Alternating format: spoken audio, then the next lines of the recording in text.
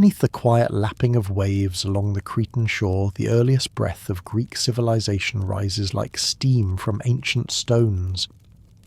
It is the Minoan world, named for a king, perhaps real, perhaps not, whose labyrinthine palace once curled with painted corridors and echoing courtyards. Crete surrounded on all sides by the Aegean's gentle heave blossoms in the middle of the 3rd millennium BCE into a curious and sun-washed marvel. Here the land does not roar with conquest but hums with trade ceremony and craftsmanship. At Knossos the great palace stretches like a honeycomb of chambers and stairwells, each wall kissed with pigment bulls, mid-leap priestesses in flounced skirts, winding tendrils of blue curling like the sea. The columns bleed red, the floors gleam with polished stone. No fortress walls ring this place a poetic kind of optimism, or a naivete born of isolation. Pottery flows outward across the Mediterranean carrying fishbones perfume and the distant sound of reed flutes. In the dry, dusty storerooms, massive pithoi jars large enough to embrace sleep with their mouths agape, as if still breathing in the scent of ancient grain. Above them are frescoes blue dolphin arches mid-leap frozen in a watery eternity. Some suggest this was a peaceful people worshipping goddesses in sacred groves and caverns. Others argue the evidence is too thin, like a frayed papyrus read in low light. The truth ripples somewhere in between, and time always forgetful lets the waves smooth the record. Linear A, their script remains unread, a language locked behind an ivory door. Tablets sit in museums now pressed with tidy symbols that could mean anything or nothing. Was it a shipping list? A hymn? A recipe for barley bread? History in this case giggles behind its fan. It is here among courtyards and ashlar walls that the first echoes of the Greek soul stir in frescoes more vivid than memory, and drains more advanced than some city apartments. The Minoans pave roads, craft elegant jewellery from faience and gold, and decorate their columns in hues that would shame modern architects. But their greatest construction may be the silence they leave behind. One poet once wrote that a civilization is only as eternal as its plumbing, and in that Knossos endures with pride. A visitor today might still see the carefully angled channels for runoff, or the faint trace of blue where the sea once flirted with the palace's edges. The air smells of time and memory. There are signs of eruption, a violent coughing of the earth to the north, where Thera modern Santorini explodes around 1600 BCE, painting the sky with ash, and possibly painting doom across Minoan walls. Some believe this catastrophe crippled their society, that the wave which followed swallowed harbours whole. Others argue they endured longer faltering under internal strain or foreign shadow. The debate dances like the Minoan acrobats balance speculative lightly perfumed with evidence. Somewhere along the way the elegant script is replaced by a firmer, harsher one. Linear B, Mycenaean. A harder world knocks at the gate. But for now, for just this moment, the Minoans still hum. In the quiet of their sanctuaries, votive offerings gather dust. In sunken courtyards, goats graze where dancers once spun. In storerooms, rows of olive oil jugs stand like sleepy soldiers. A stone bench still holds the impression of someone long gone, and in one crumbled corridor a single column stands stubbornly red and black, as if trying to recall what its capital once supported. The sea that fed them also whispered secrets they could never write down. And perhaps the greatest Minoan joke is that despite all their elegance, they left behind so little that can speak only walls and jars and a language that looks back at us with blank eyes. It is as democratic as a symposium where everyone forgot to invite the wine. One fresco shows a bull with eyes wide mid-charge, and behind him a youth vaults into the air in an impossible arc. Some see ritual, others sport others still a myth forgotten before it could fossilise. The truth, if there is one, may lie in that moment of airborne suspension, where gravity forgets itself and the past seems to hover. The Cretan's world may be distant, but it is not silent. It murmurs through clay and brushstroke. It rustles through papyrus not yet read. It flickers behind the flame of every oil lamp placed too close to a fresco. The palaces may have sunk or crumbled, but their vision of space open painted flowing lingers like a scent on dry wind. And while their gods are gone unnamed and ungendered, their spirit lingers in the very idea that beauty might be worth building. Somewhere between the floor mosaics and the echoing stairwells, the notion of Greekness begins to stretch its limbs. It is not yet a city-state. It is not yet poetry or politics. But it is the thrum of ordered movement, the murmur of trade, the laugh of someone balancing a jug on their head just to see if they can.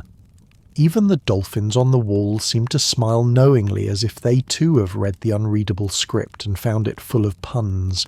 One sleepy scholar once quipped that Minoan architecture is like a dream built in ceramic and then forgotten by morning.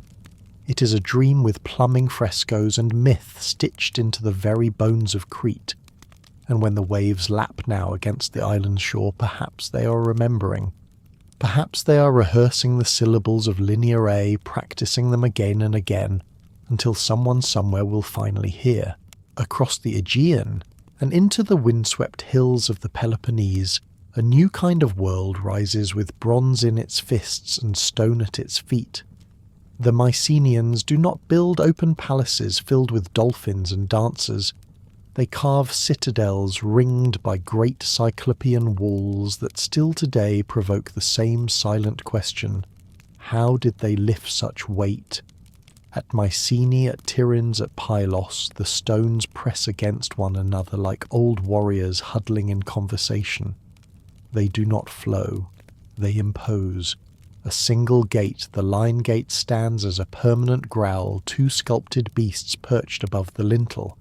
Their heads once inlaid, now lost to time, but their paws still resting on an altar-like column that tapers upward in the Minoan style, a quiet inheritance from the sea-bound past. The Mycenaeans absorb much and alter more. Linear B replaces Linear A, and for the first time in the Greek world, names become readable.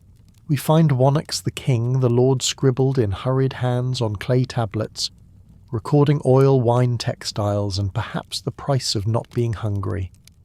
The tablets read like the to-do list of a forgotten accountant, but each one carries the heavy breath of a civilization arranging its own survival. Some of these names sound oddly familiar. There is Atreus. There is mention perhaps of a place called Achaia. Later poets will sing of them in long dactylic lines, but for now they exist only as dry impressions in earth-baked script stacked in storerooms like forgotten ledgers. The architecture speaks more loudly. Megaron's great rectangular halls with central hearths anchor their palatial complexes surrounded by storerooms, archives and armories, and above all graves. Shaft graves, tholos tombs deep cut into hillside or sunken in stone circles, holding the dead not with sorrow but with pride. Here lie the gold-masked kings, their faces covered in hammered metal eyes closed in eternal formality.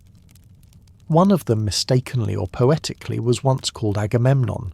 He is not.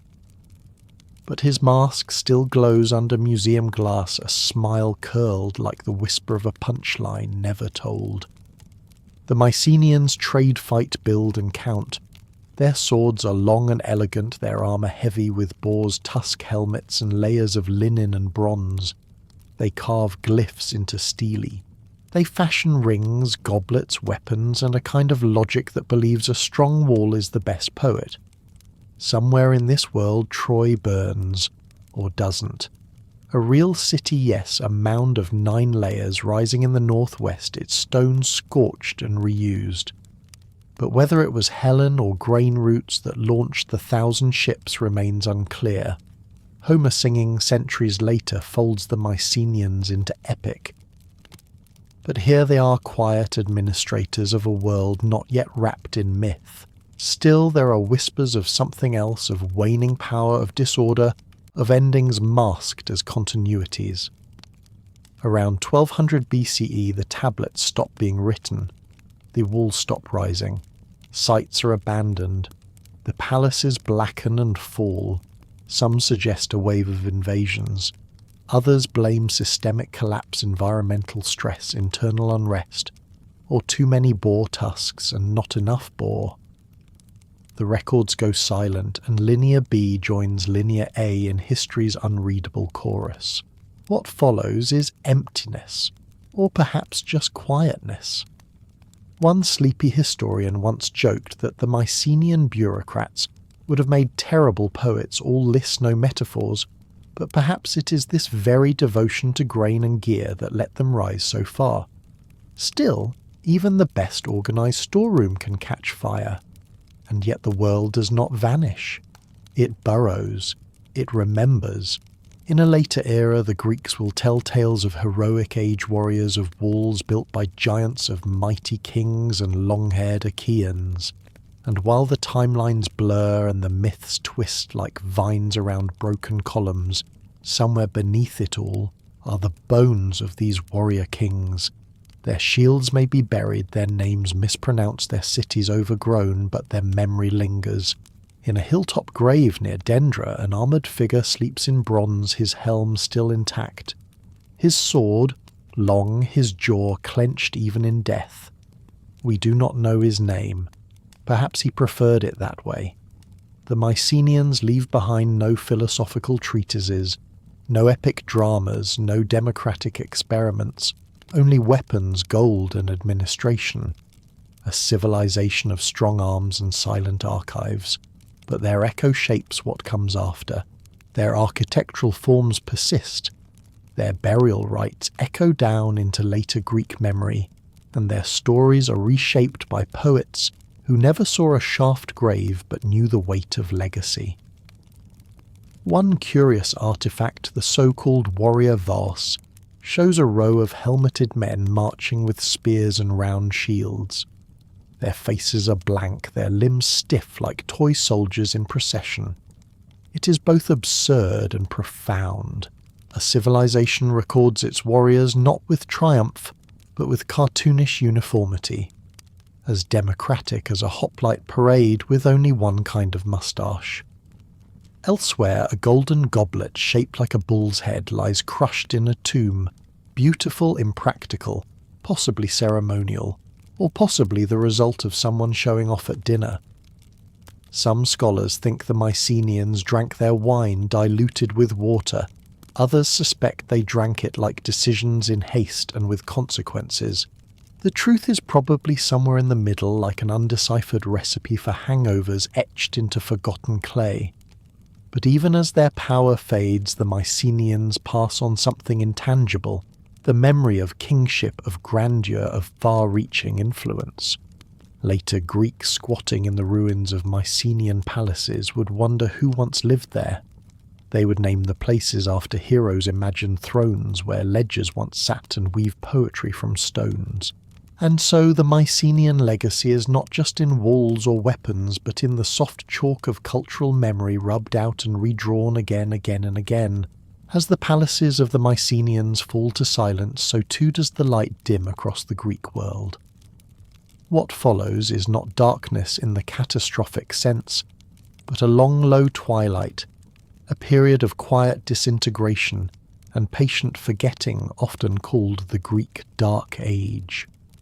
From roughly 1100 to 800 BCE, the records cease, the scripts vanish, and the grand architecture is replaced by simpler homes, scattered villages, and the soft hush of oral memory.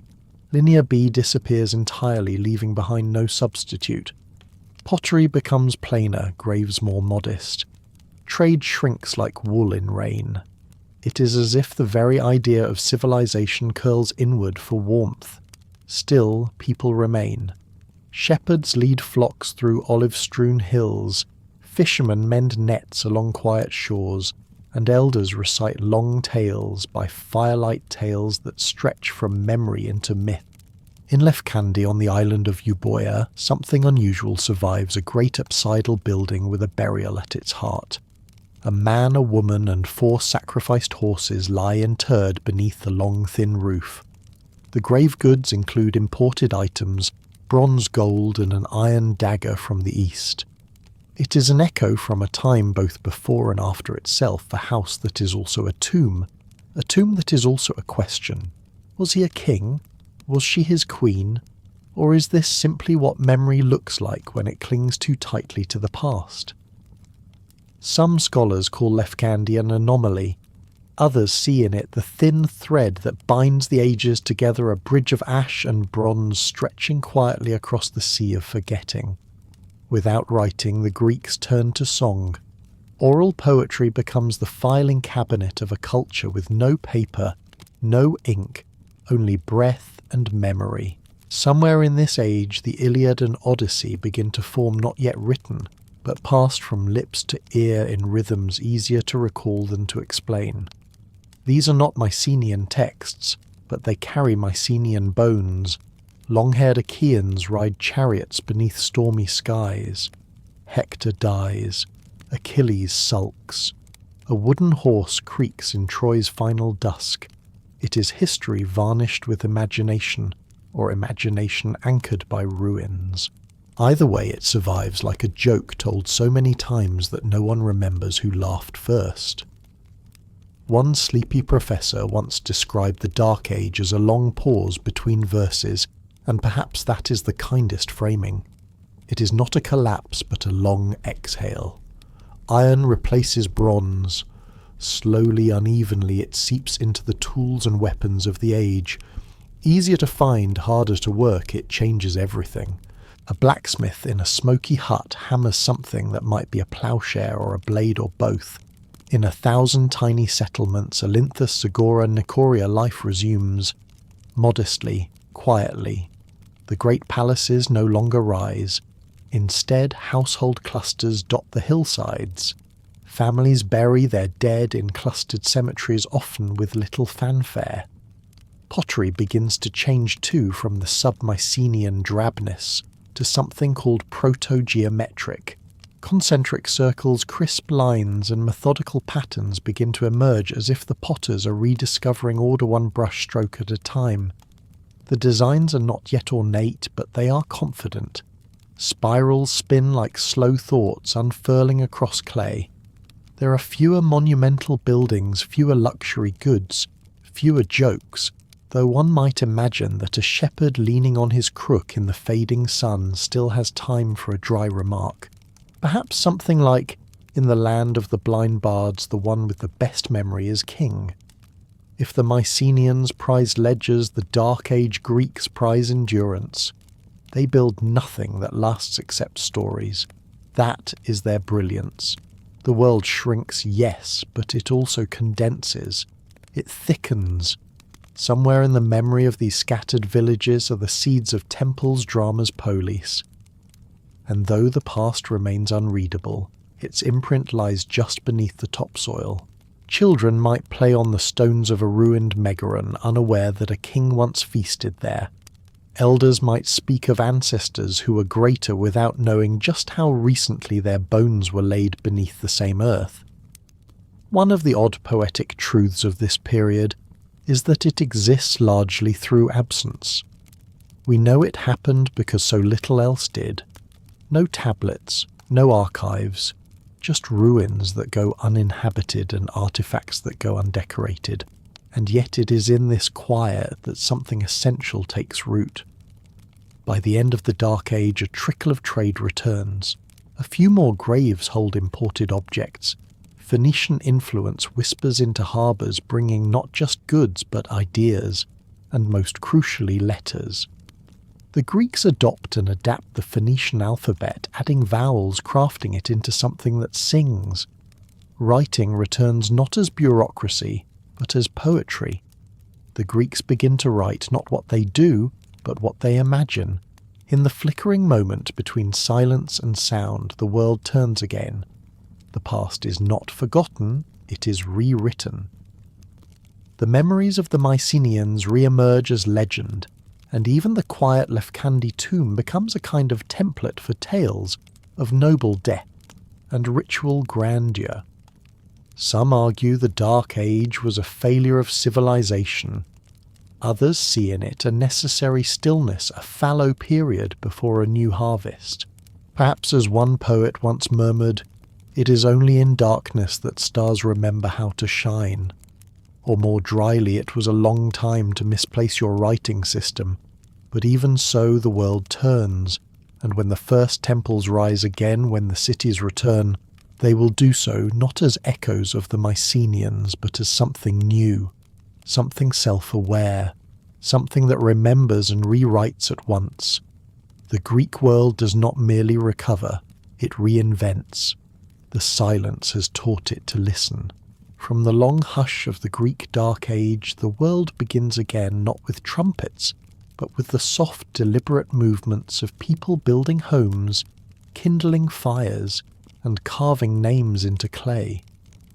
The Archaic Age dawns like the first sun after stormy sleep somewhere around 800 BCE, as scattered communities find their rhythm. The alphabet newly borrowed and adapted spreads like a calm contagion. Simple inscriptions begin to appear, dedications scratched into pots, names etched onto stone. One cup from Pithecusae, far to the west in Italy, bears a cheeky little poem. Whoever drinks from me will be seized by desire for beautiful crowned Aphrodite. It's the earliest written Greek verse known, and already it's about wine and longing. Civilization, it seems, hasn't lost its priorities.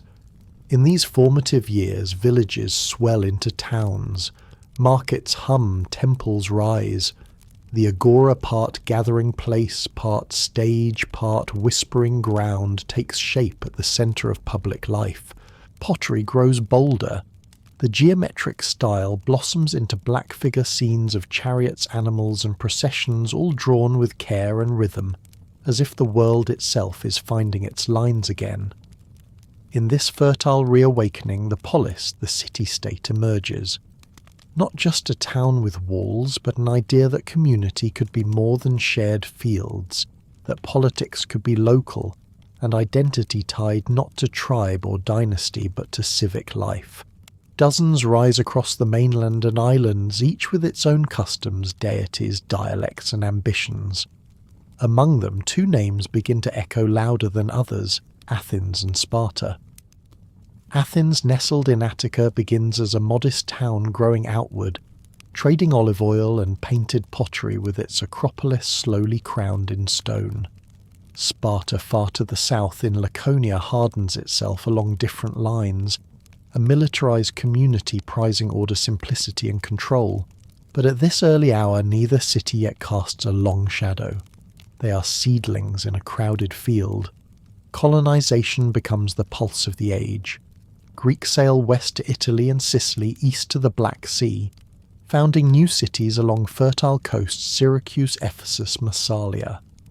These are not imperial outposts, but escape valves, solutions to crowded land-strained resources, political unrest. A young man denied inheritance might take ship to start anew beneath unfamiliar stars. With them go language, religion, architecture, and recipes. Colonies carry the soul of the polis in clay amphorae.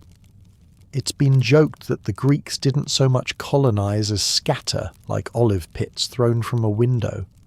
Temples begin to punctuate the land, squat and rectangular, with columns swelling like muscle. The earliest survive in fragments, stone bases crumbling Mesopa's roof tiles like broken fingernails. But already the idea of symmetry, of balance of form aligned with meaning takes root. These are not yet the grand Parthenons of marble, but wooden predecessors later rebuilt in stone. Inside there are no congregations. Greek religion does not gather in pews. Instead, sacrifices are made on altars outside under open sky. The gods are honoured, appeased, consulted, but rarely embraced. They are eternal neighbours, respected, capricious, and always watching. Art too shifts. From rigid geometric forms, the kouros appears a nude male figure standing stiffly, arms at his sides, 1 foot forward. His smile is fixed, uncertain, like someone trying to remember if he left the oven on. He is not realistic, but idealized, a soft echo of Egyptian influence and Greek curiosity. Kahai, the female counterpart, stand clothed serene, often holding offerings, their hair braided in thick cords. Scholars argue whether these statues represent mortals, gods, or something in between. The answer, like their smiles, remains elusive. Some believe they were meant to represent eternal youth. Others say they were just expensive ways to say, "My family is doing quite well, thank you." A dry-witted archaeologist once said the kouros was as expressive as a marble carrot, but perhaps he was simply admiring the restraint. In poetry, voices begin to rise. Hesiod writes of work and days of justice, of divine origins, not in sweeping epic, but in grounded rhythms closer to the fields than to Olympus. Archilochus in Paros composes biting verses about cowardice and disappointment. Sappho on Lesbos sings quietly of love in all its delicacy and ache. Her fragments survive like sea glass, worn down, beautiful and incomplete. One reads, "Someone will remember us," I say, even in another time, and they do. Not because she raised an army or built a wall, but because her words still whisper. Meanwhile, warfare formalizes. Hoplites' heavily armed foot soldiers become the backbone of Greek defence and ambition. They march in phalanxes, shields overlapping spears, bristling a wall of bronze and rhythm. One false step and the formation fails. It is in essence a group project with mortal consequences, but it also reflects the polis-ideal individuals subsumed into collective strength. There is dry humour even here, as democratic as a shield wall with no rear guard, one might say. And yet for all this progress, the age remains unstable. Tyrants rise not as monsters, but as ambitious men who seize opportunity in times of unrest. Some bring reform, others ruin. Laws are inscribed sometimes in verse, sometimes on stone pillars that can only be read by walking in circles. Draken in Athens is said to write laws in blood, a gentle exaggeration, but one that reflects their harshness. Later, Solon softens them, trying to ease the burdens of debt and disparity. His reforms are partial but poetic. He tells stories, composes songs. His laws are both governance and performance. The archaic age is thus a paradox, a time of new beginnings, wrapped in old habits of experimentation without conclusion. The cities grow, but their futures remain unwritten. The gods are honoured, but not yet sculpted into perfection. The poets sing, but their scrolls are fragile. Still, something foundational stirs a way of thinking, building, worshipping, arguing. The alphabet is no longer a foreign idea. It is Greek now, and with it the world begins to record itself anew, not merely in ledgers, but in thought. The light returns slowly, like sunrise through thin cloud. The world is still simple, still raw, but no longer asleep. The city-state, the polis, has grown from scattered village to sovereign form, and with it comes identity, law, and tension. Nowhere is this more poetically drawn than in the quiet contrast between Sparta and Athens, two daughters of the same land raised under different stars. Sparta, nestled in the fertile valley of the Eurotas River, gazes inward. It is not a city of poets or painters, but of disciplined silence and stark beauty. After conquering the nearby region of Messenia and enslaving its people, the Helot Sparta constructs a society built on control hierarchy and eternal readiness. Boys leave home at 7, join the agoge, and are shaped into warriors with iron discipline and laconic wit. Spartan humour is sharp, dry, and rarely more than 3 words long, like their favourite saying, "Come back with your shield or on it." They wear red cloaks to hide blood and say little, because as one elder supposedly muttered, words are wasted when the spear is sharp. Their kings rule alongside elected ephors. Wealth is measured not in coins which are banned, but in land and honour. Women unusually free in some respects manage estates and train in athletics, strong mothers for strong sons. It is said that Spartan women gave birth with less fear than other Greeks went to war.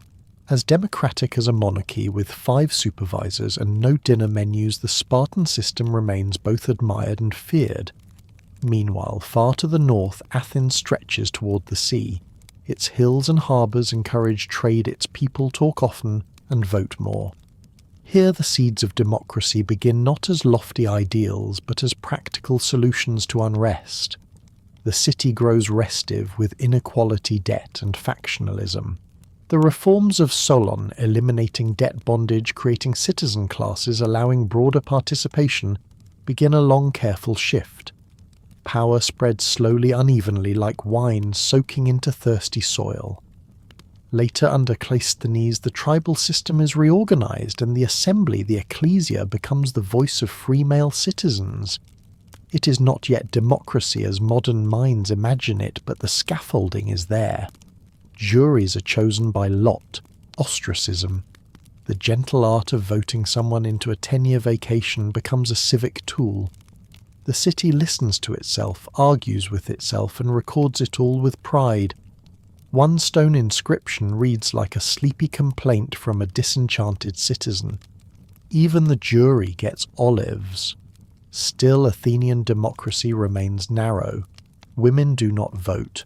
Slaves remain slaves. And much depends on how loudly one can speak in the agora. It is as democratic as a chorus line where only tenors are allowed to sing. Athens builds with marble and metaphor. The Acropolis, still in its infancy, begins to collect shrines. The city's patron Athena looms in myth and in memory, goddess of wisdom war, and weaving an ideal as complex as the city itself. Religion saturates public life, but never in theocratic terms. Gods are everywhere, invoked at meals, festivals and sacrifices, but never too close. They demand respect, not surrender. Omens are read, oracles consulted. The Delphic priestess seated over vapours murmurs riddles with national consequence. Know thyself, the temple of Apollo advises a task Greeks will spend centuries attempting. Other city-states take their own paths. Corinth flourishes with trade and luxury, its temples ornately decorated, its rulers prone to tyranny and extravagance. Delphi becomes the sacred navel of the world, drawing pilgrims from across the Mediterranean. Thebes, Argos, Chalcis, Eretria. Each polis holds its own rhythm, dialect and rivalries. Some are oligarchic, others radical. Some rise and fade in a generation like sparks in wind. Colonization continues, spreading the polis like seeds on a breeze. In each the agora remains central, not just a marketplace, but a theatre of speech, a kind of civic heartbeat. Yet for all their innovation, the polis remain fiercely independent. There is no single Greece, no federal unity, only a shared language, religion, and a tendency to argue. When they do cooperate, it is for games or survival. The Olympic Games, founded in the 8th century BCE, bring together competitors from every corner of the Greek world, not for trophies but for kleos, the quiet glow of glory. Victors return home as heroes, their names chiselled into stone. A foot race might elevate a village's pride more than a year's harvest. The truce declared during the games is sacred. Even Sparta respects it usually, and yet beneath the surface rivalry builds. Athens watches Sparta. Sparta watches everyone. Armies drill.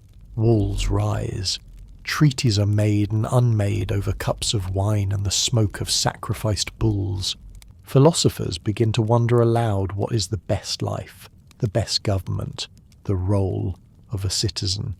These are not yet schools of thought, but murmurings, soft questions drifting through the porticos and painted stoas.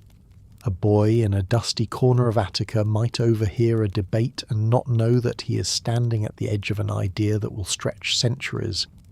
In this world, civic pride and personal virtue intertwine. Honour is found not only in war, but in debate, in ritual, in loyalty to the polis. A citizen is expected to serve, to speak, to fight, and to listen. A dry joke whispered in the shadows says, "In Athens even the statues argue." And in Sparta perhaps the retort is, "Statues are quiet for a reason." The cities reflect the Greeks themselves, brilliant, contradictory, deeply local and fiercely aware of their past. But the horizon darkens. To the east across the Aegean, a new power watches with quiet interest. The Persian Empire, vast and ordered, sees in these fractious city-states both opportunity and annoyance. For now, the polis do not look outward. They are too busy building, reforming, debating. But the shadow approaches.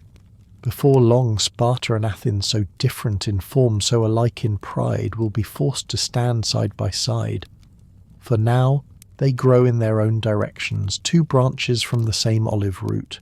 The polis is not just a city, it is a mirror, and each Greek staring into it sees a version of themselves reflected in stone in law, and in the long winding stories they begin to tell each other at dusk.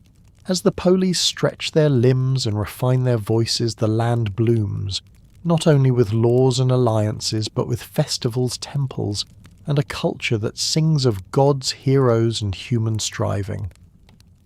This is an age not yet called classical, but already it gleams. Between the olive groves and marble quarries, a peculiar kind of glory begins to crystallize, not just military or political, but artistic, sacred, and athletic. All across the Greek world, from Delphi to Olympia, from Delos to Corinth, sanctuaries rise like stone prayers to the heavens. Columns swell in proportion. Pediments fill with sculpture, and friezes carry the quiet weight of myth. Temples become not merely homes for the gods, but architectural hymns, Doric and Ionic rhythms carved in limestone and marble aligning structure with belief. They do not house congregations, but they frame ritual and define sacred space. Offerings are made beneath open sky smoke, rising laurel branches fluttering the hiss of fat on fire. At Delphi, Apollo's oracle whispers destiny through veils of vapour. At Eleusis, Demeter's rites are enacted in secret, promising mysteries to those willing to walk the long, dusty road. Religion here is less dogma and more choreography, a shared motion through inherited myth, honoured through procession, sculpture and sacrifice. Culture becomes the currency of prestige. The Olympic Games, revived every 4 years, gather athletes from every polis under a sacred truce. Victors are crowned with olive leaves and immortalized in verse and sculpture, wrestling, chariot racing, javelin. Each event is a test not just of strength, but of the arete, the excellence that every citizen aspires to wear like a second skin. One Voss painting shows a discus thrower, mid-spin muscles taut, his face expressionless, as if even gravity must wait its turn. The games are not mere sport, but sacred competition watched by gods and men alike. One joke tells of a man who, upon losing in every event, insists he is merely saving his strength for the next century. As democratic as a foot race where only the wealthy can afford horses, the contests remain both admired and exclusive.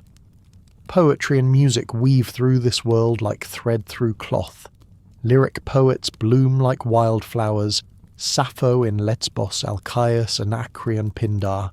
They write of love exile, drinking victory, their metres delicate and dense, meant to be sung with lyres beneath olive canopies. Sappho's verses are spare, burning softly with intimacy. "You came, and I was crazy for you," she writes, "and you cooled my mind that burned with longing." In her hands, longing becomes landscape. Elsewhere, Pindar composes odes for victorious athletes, wrapping their feats in golden language and mythic parallel. A horse does not simply win a race. It echoes the chariot of Helios. Art follows suit.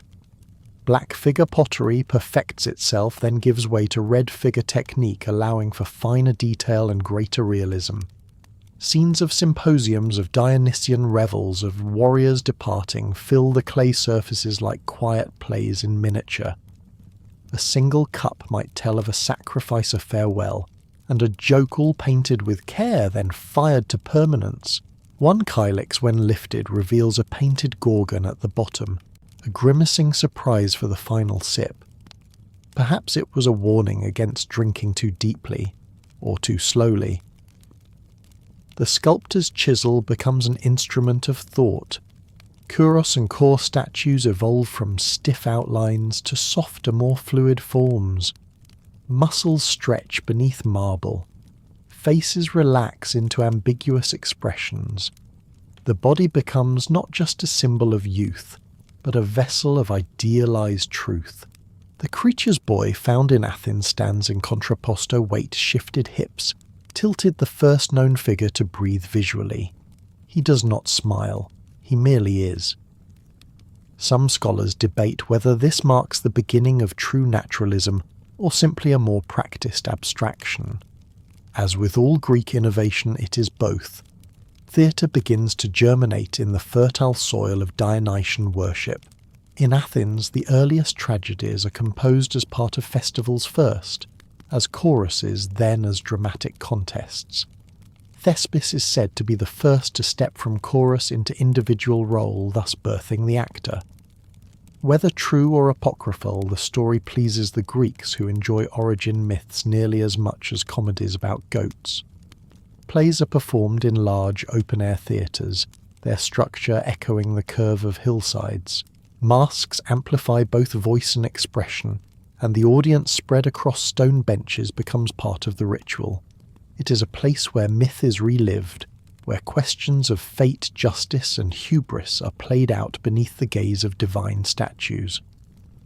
One sleepy anecdote tells of a theatre-goer in Delphi who asked which part of the play he liked best, responded, "The part where no one yelled." As dramatic as a lecture on silence, Greek drama manages to balance philosophical gravity with ritual spectacle. Soon playwrights like Aeschylus and Sophocles will shape this art into something more refined, but the roots are here in goatskins and choral dances in wine-fueled catharsis. Even the alphabet becomes a tool for beauty. Inscriptions grow more ornate, carved with deliberate symmetry into stone. Laws, dedications, hymns, all are written as much to be seen as to be read. The first prose begins to stir, as do the earliest attempts at philosophy. In Meletus, Thales speaks of water as the root of all things. Anaximander sketches a map of the cosmos. These are not yet systems of logic, but glimmers of inquiry, the earliest attempts to understand not just how the world works, but why. Trade thrives. Greek pottery shows up in Egypt, in Etruria, in the Levant. In return, foreign goods flow in scarabs, incense, metals. Greek coinage begins to standardize, stamped with symbols, owls, turtles, gods. A single silver drachma might buy a sheep, a jug of wine, or a musician's silence. Coins are more than commerce, they are state-sponsored art propaganda in miniature. One dry observation: Athenian coins bear Athena's face on one side and the economy on the other. Culture in the archaic period becomes a way of speaking not just between polis but between centuries. The stones laid now will be built upon the verses memorized now will echo long after. Greece has not yet fought the wars that will define it, but already it has shaped a self-elegant ironic always reaching. The gods are still near, the heroes are still sung, and in the space between ritual and rhythm a civilization hums perfectly out of tune with its neighbours, but somehow more itself than ever before. As the archaic age deepens, the polis stir restlessly, their paths diverging through law and ambition. Across the rocky spine of the mainland and the gentle curve of the Aegean city-states wrestle not only with external threats, but with their own evolving forms of power. It is an age of tyrants and lawgivers, of reformers whose names will be etched in stone and whispered in agoras. These men do not always rule with cruelty. The word tyrannos in early Greece lacks the poison it will later carry. Many rise in times of crisis propelled not by conquest, but by the failure of tradition. In Corinth, the Bacchiads, an aristocratic clan, fall to Cypselus, who seizes power, promising fairness and security. His reign brings stability monuments and a treasury full of tribute. His son Periander continues the rule famed for both cruelty and cultural patronage. He is said to have built a stone-lined canal for transporting ships overland, and perhaps for transporting complaints directly to the bottom of the sea. Some say he killed his wife, others that he simply taxed everyone into silence. The truth, as always, floats between fresco and fable. In other cities, tyrants come and go like storms from founding temples, others banning poetry, and most finding that power once tasted resists digestion. One dry wit remarked that tyranny was as stable as a goat on polished marble. Yet amidst this instability, a subtler revolution unfolds the writing of laws not just to be known, but to be seen. In Dreros and Gortyn in Crete, legal codes are carved into stone walls, curling around pillars in Bostrophodon style left to right, then right to left like the path of an ox ploughing a field. These laws are not proclamations but recordings. Marriage contracts, property rights, punishments, measured not by vengeance but by value. In Athens, the reforms of Solon still echo. He divides society into 4 classes based on wealth, not birth, opening the archonship to more citizens and creating the Council of 400. He cancels debts, frees many from enslavement, and forbids the export of all agricultural produce except olive oil, the one export no Athenian could resist bragging about. He's careful not to please everyone, famously saying he gave the poor as much as was enough and the rich as much as was fair. A compromise so masterful it satisfied no one. In Sparta, reform takes a different shape. The laws of Lycurgus, semi-mythical and only ever spoken of in reverent fragments, shape a society around discipline equality among citizens and military excellence. Land is redistributed. Currency is made cumbersome iron spits instead of silver coins, discouraging greed. Meals are communal, education harsh and state-run. The great Retra, their guiding code, is unwritten, a curious irony in a culture so obsessed with obedience. Spartan boys learn to endure pain, hunger and boredom with equal stoicism. A favourite saying goes, better to lose a battle than a witty retort. Elsewhere, reform moves in stranger rhythms. In Athens, the aristocrat Pisistratus takes power 3 times, once through trickery, once through force, once with a woman dressed as Athena riding in his chariot. Despite his title of tyrant, his rule stabilizes. Athens promotes festivals and supports artists. He commissions Homeric poems to be written down the Iliad and the Odyssey, preserved at last not in voice but in ink and parchment. That a tyrant saves epic poetry is one of history's quieter ironies, as democratic as a library with only one card. His sons Hipparchus and Hippias inherit the regime. Hipparchus is assassinated. Hippias turns cruel, and eventually the Alcmaeonids and the Spartans chase him from power, leaving behind a vacuum and a warning.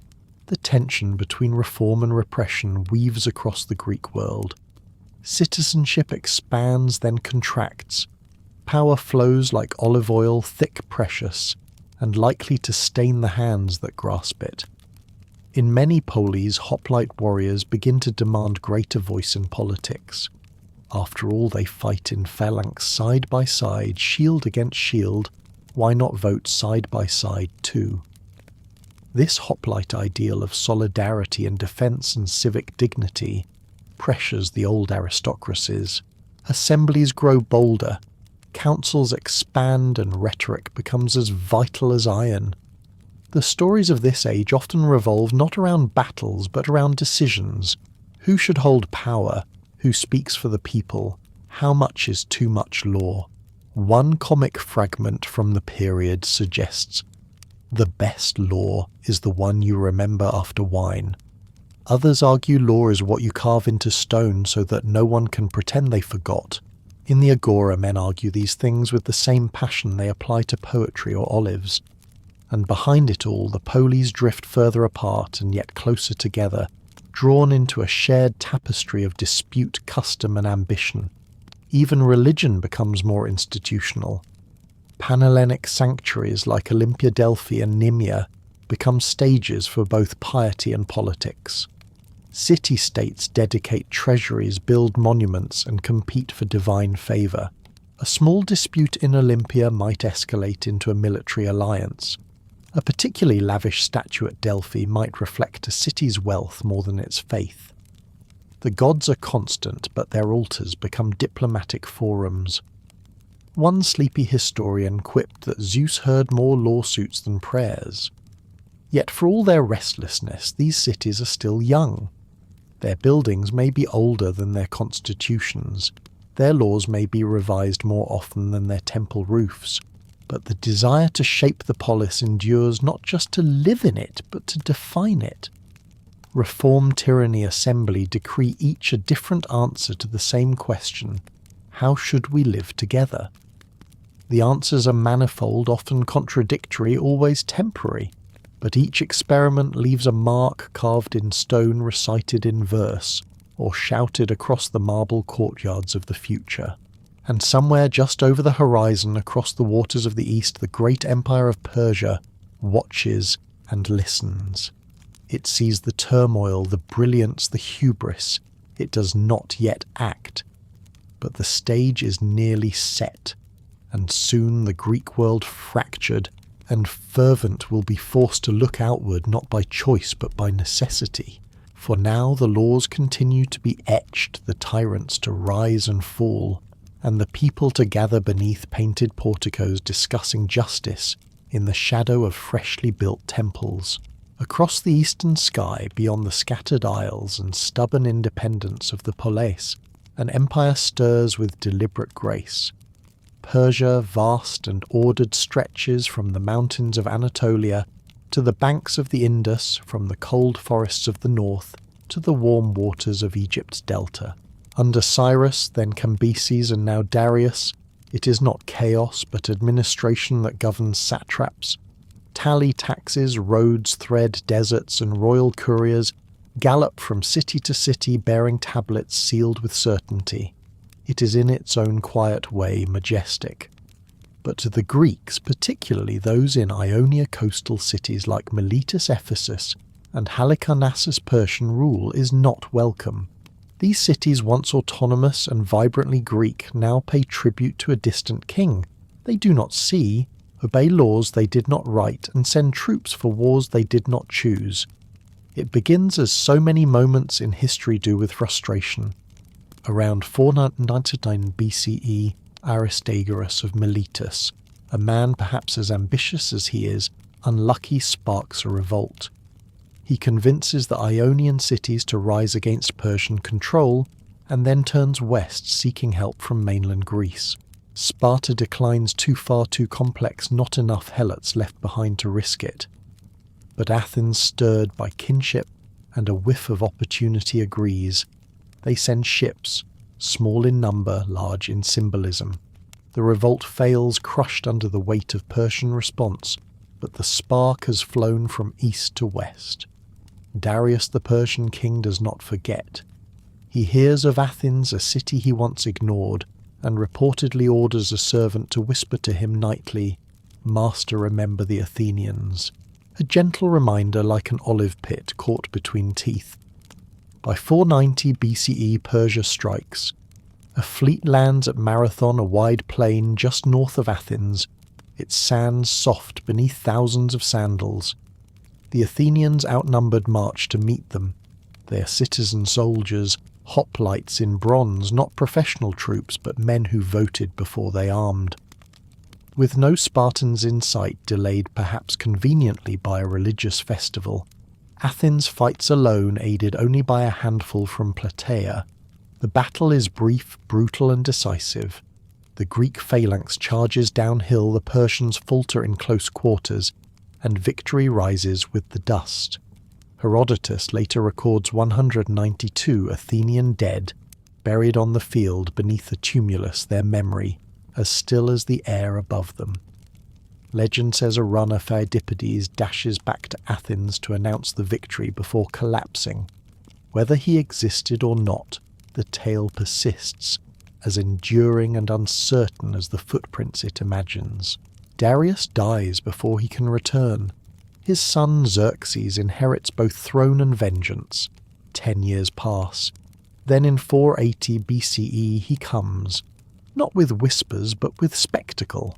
Bridges of boats across the Hellespont canals, dug through mountains, a host so large it drinks rivers dry. Greek polis, ever fractious, now face a common choice. Some submit, others stall. But a handful led by Athens and Sparta choose to resist. They form a fragile alliance, the Hellenic League, and prepare to meet a storm. The Persians first encounter the Greeks at Thermopylae, a narrow coastal pass hemmed by cliffs and sea. Here Leonidas of Sparta holds the line with 300 Spartans and a few thousand allies. They fight for days, shielding the pass with bronze and silence. When finally flanked by betrayal and overwhelmed, the Spartans die where they stand. Their monument remains simple. Go tell the Spartans, stranger passing by, that here obedient to their laws we lie. A poem more eternal than any shield. At the same time the Greek fleet gathers at Artemisium but cannot hold. The land is lost, and Xerxes burns Athens, its temples, homes, and sanctuaries swallowed by fire. But the Athenians have already fled to Salamis, an island in the bay, and their fleet nimble and numerous awaits. Themistocles, an Athenian general more clever than charming, lures the Persian navy into the straits of Salamis. They're hemmed by narrow waters and rocky shores. The massive Persian fleet becomes its own obstacle. Greek triremes ram-board and sink with disciplined chaos. The sea is littered with oars and splinters, the water red with result. Xerxes watches from a golden throne on shore, and as Herodotus claims with a historian's flair, weeps not for the battle, but for the knowledge that so many of his men will die far from home. Though Xerxes retreats, the war continues. At Plataea and Mycale in 479 BCE, the Greeks strike back, routing Persian land and sea forces. It is not a clean conclusion. Some cities submit, others hedge their bets. But by 478 the Persians withdraw eastward, and the Greeks begin to breathe not with relief but with pride. They have stood against empire alone and divided yet triumphant. Athens in particular emerges transformed. Her city is scarred, her temples ash, but her confidence now shines like burnished bronze. She leads the Delian League, ostensibly a defensive alliance, collecting tribute from allies, rebuilding with silver marble and vision. Sparta returns to its rhythms, wary of foreign entanglements, suspicious of Athenian ambition. It honours its dead, polishes its shields, and reinforces its walls not with stone but with suns. Athens, meanwhile, builds. Not just walls, but drama, democracy, and ambition. Themistocles is ostracised, then exiled. Cimon rises and falls. The Parthenon has not yet risen, but the stones are being quarried. The stage is set not for peace, but for a new kind of conflict between vision and caution, between expansion and restraint, between two cities that once stood side by side on the sand at Marathon. The Persian wars linger in memory not because they ended empire, but because they gave the Greeks something else, a shared story. A moment when freedom, however defined, was defended not in theory, but in blood and bronze.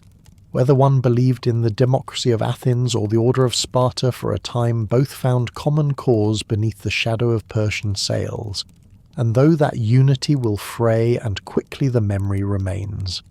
An archer etched on a Persian frieze, a helmet buried in a field, a line of poetry carved into wind-worn stone. Some say the Greeks won because they loved their homes more. Others argue it was luck, terrain, or weather. One tired philosopher muttered, "They won because the Persians could not understand why anyone would vote about war. As democratic as a battlefield drawn by committee, the Greek resistance was imperfect, fragmented, and yet it held."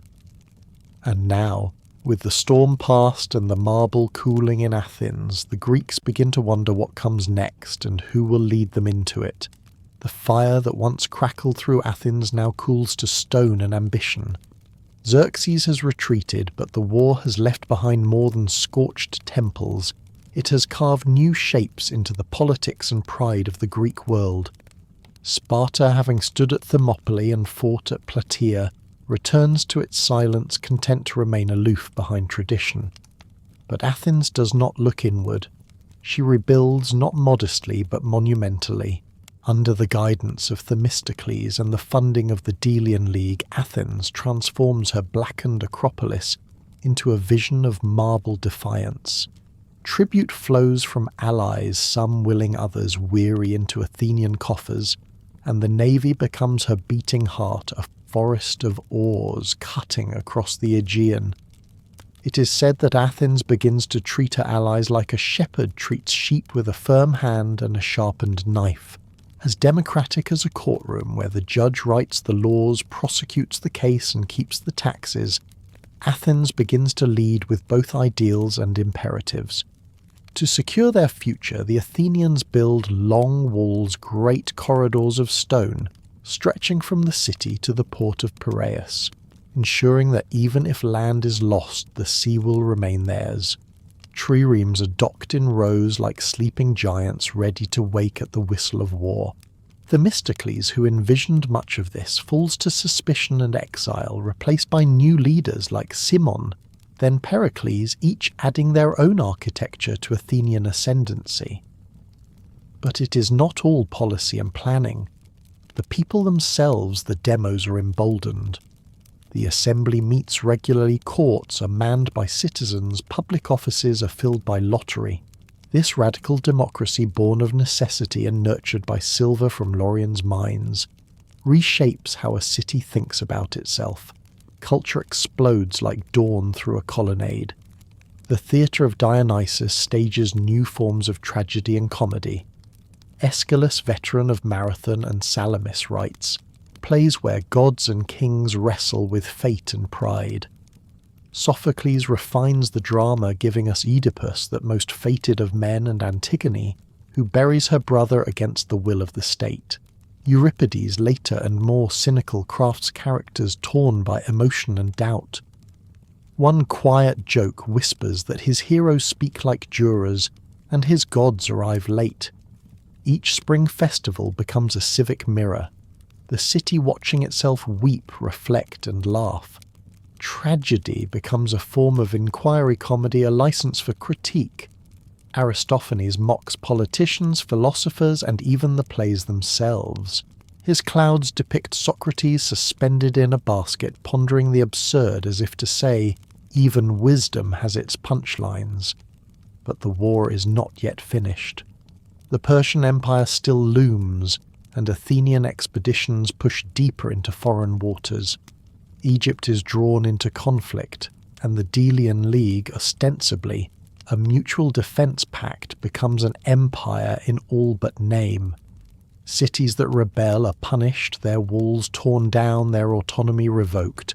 Naxos, Thasos, Mytilene, each learns that Athenian democracy is less generous when threatened. A stone inscription on the Athenian treasury reads more like a ledger than a prayer. These are the ships funded. These are the dues paid. These are the offerings made. Somewhere a dry voice mutters, even the gods are taxed.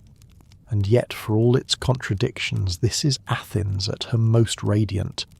Sculpture evolves into naturalism, stone flowing like fabric. The Parthenon rises under Pericles, its columns leaning subtly inward, its friezes carved with processions and battles, gods and mortals sharing space. Inside stands a statue of Athena, gold and ivory spear in hand, gaze unblinking.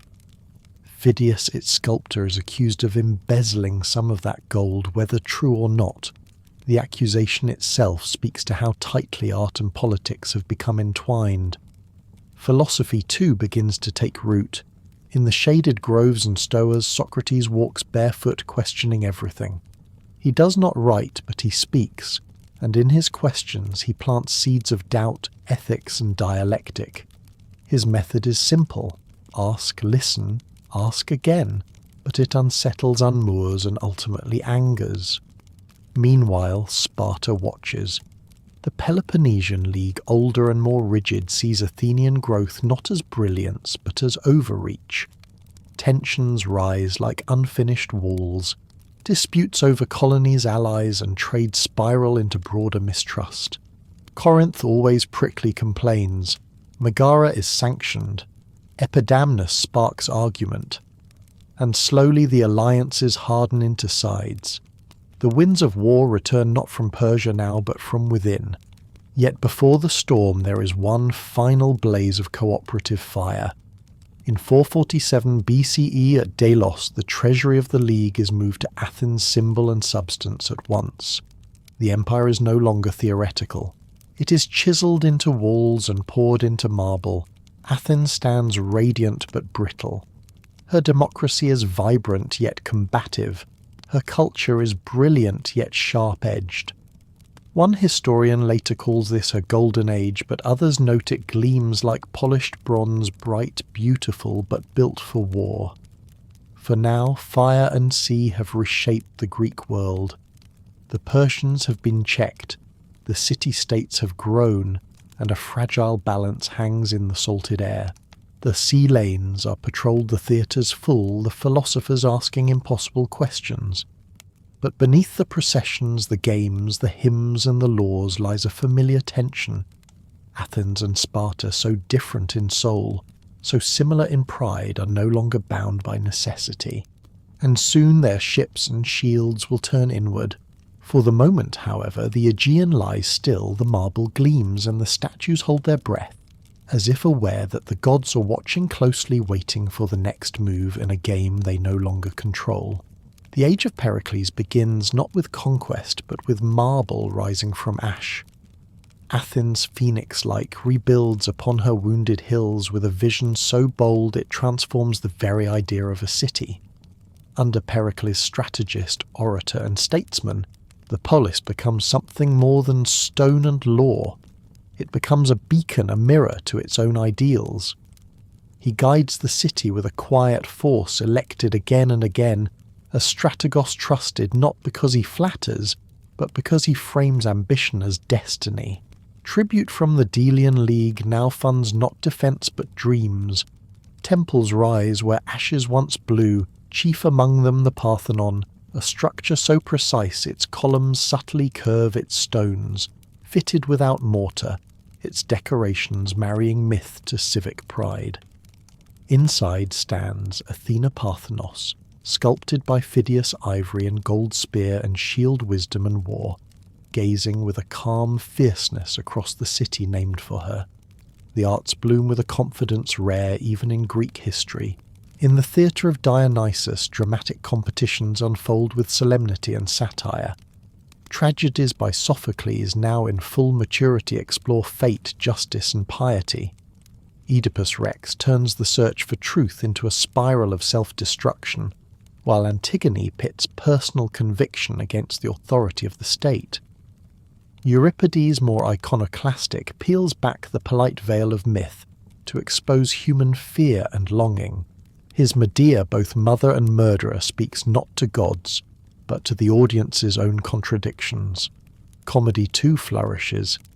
Aristophanes mocks with elegant vulgarity, turning politics into farce and philosophers into clouds. One sleepy critic claims he learned more about Athens from Lysistrata than from the laws, though the play's suggestion to end war through a bedroom strike may not have been debated in the assembly.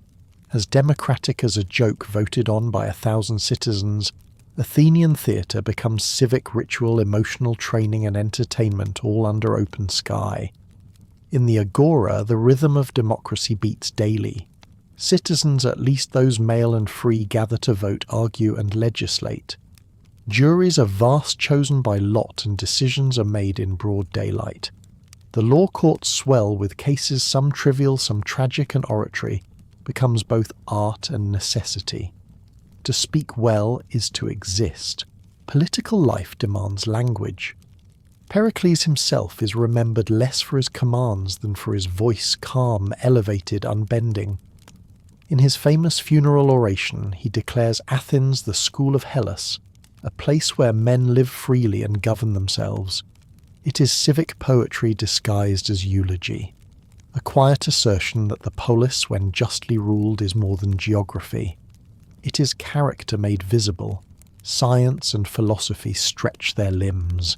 Anaxagoras arrives from the east, speaking of a cosmos governed by nous mind rather than divine whim.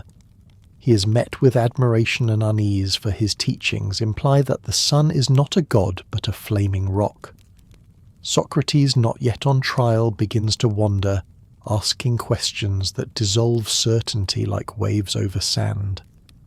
His students gather, drawn by the paradox of a man who claims to know nothing and yet compels others to think differently. He does not lecture, he inquires. A fishmonger, a general, a potter, all may find themselves gently dismantled by a barefoot philosopher beneath an olive tree. Some find him inspiring, others intolerable, but none find him forgettable. One dry observer suggests that Socrates is as pleasant as a pebble in a sandal.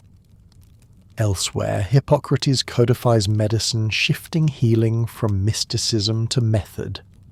Geometry finds clarity in the work of the Pythagoreans. The city hums with thought.